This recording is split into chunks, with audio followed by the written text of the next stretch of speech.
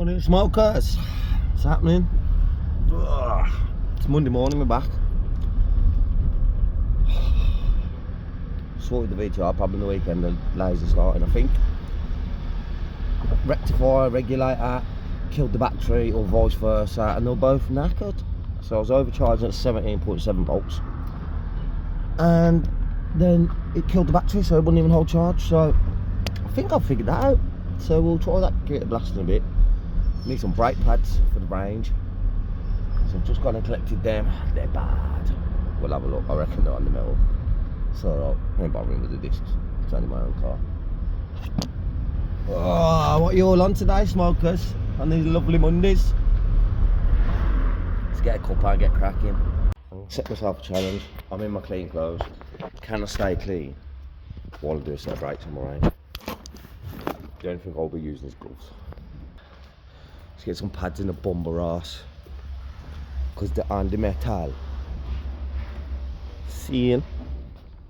Got some go-go juice. So, 22mm. Get this wheel off. So, here's the brackets. That's what I normally do. Is perhaps get these over in there just to give it a bit of a. That can sometimes give you an indication. See how it's moving. That can sometimes give you an indication of if the caliper's stuck or not. Because if you do that and it don't move at all, half the time, you ain't gonna come. So, I want a 13mm. To make it easier, put some more grips on there. 13. Crack her off. Rather tight.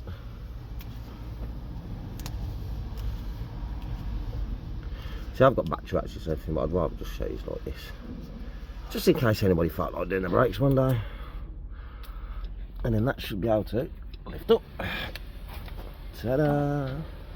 It's a twin piston. So, what I normally do is put a pad in that gap to hold them both together and then push them both back at the same time.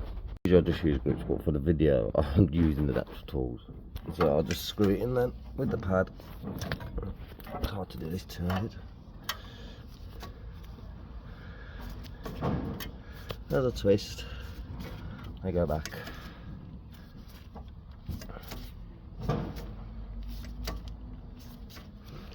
Nice and simple. All the way until they're home. What you do is, because you put the pad there, push them both back at pretty much the same time. Usually when you try and do it with grips, one pops out, one pushes in, one pops out. So I'm just going to finish getting them all right.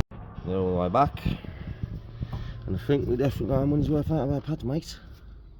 There ain't nothing left. So, these are the pads, new ones, a lot more meat on them.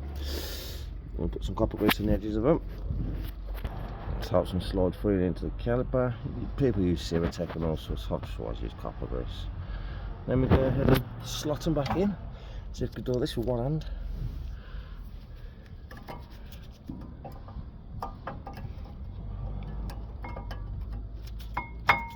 There she is.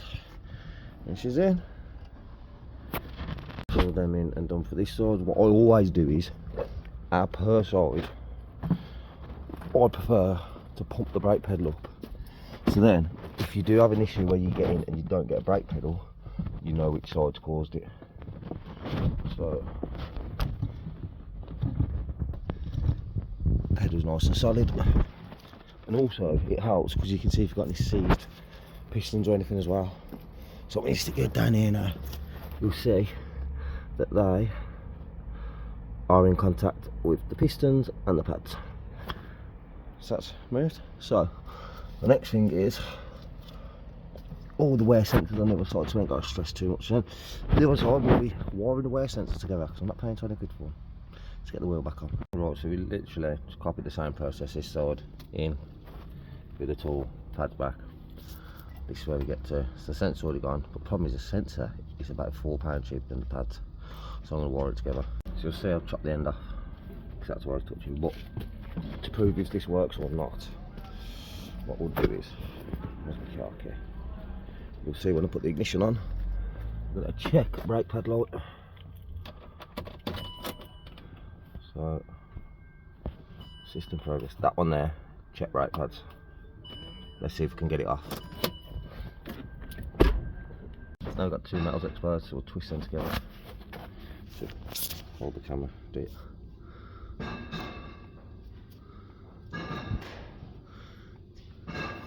and that should complete the circuit. So let's have a look.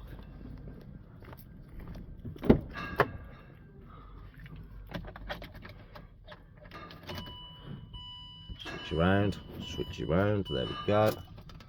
Will it go out? See ya, wouldn't want to be ya.